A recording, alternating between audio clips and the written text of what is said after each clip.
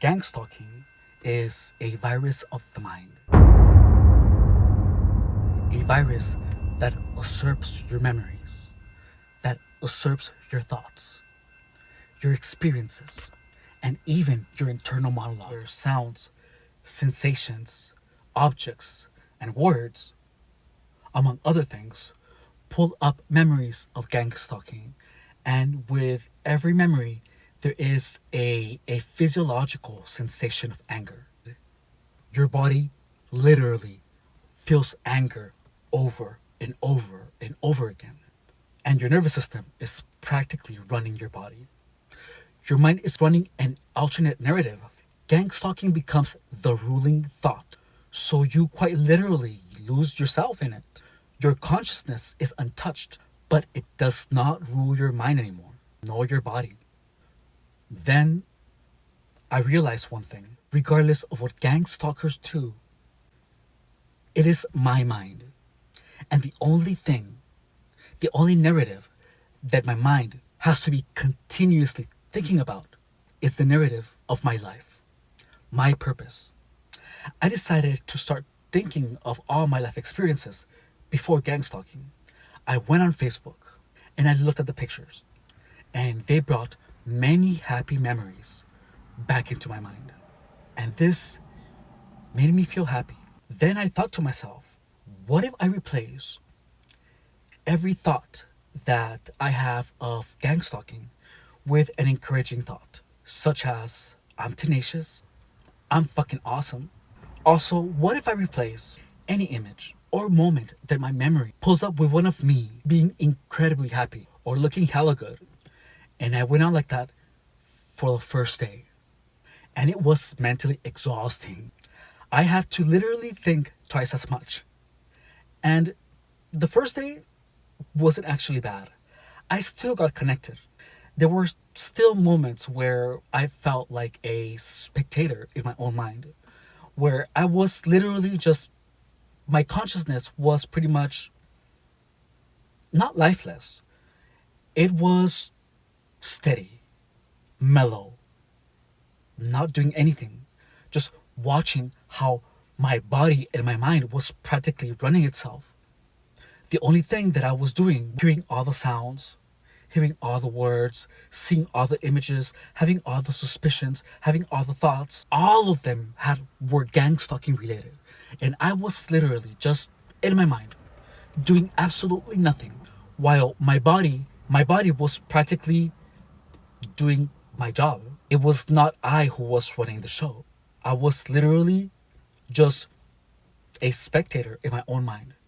However, all of a sudden, I remembered what I was supposed to do that day, and I got to work. I began replacing every single thought with a thought that praised or encouraged me.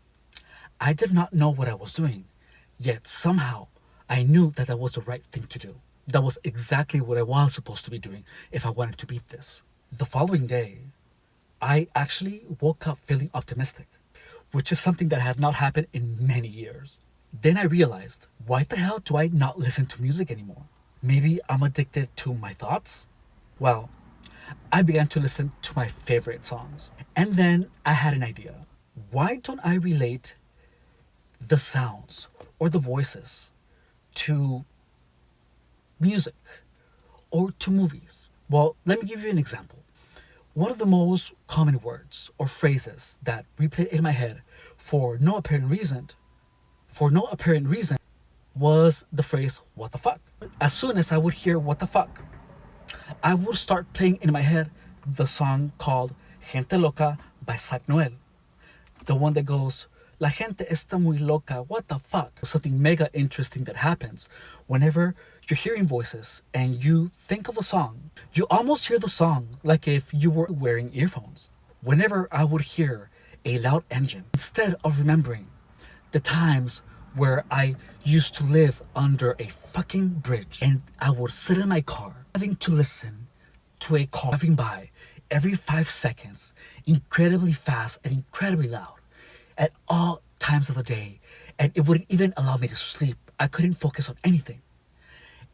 Instead of having that sound pull up all those memories. I thought of the scene in Mission Impossible 2 where the actress Tandy Newton and Tom Cruise were driving a Porsche and an Audi TT because I had the same Audi TT that was in that movie and I love that car.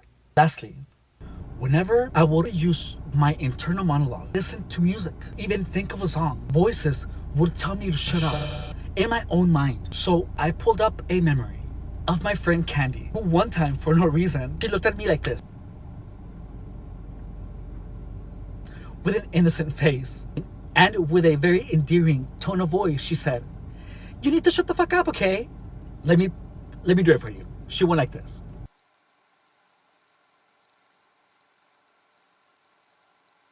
"I think you need to shut the fuck up, okay?" And that is how that day went.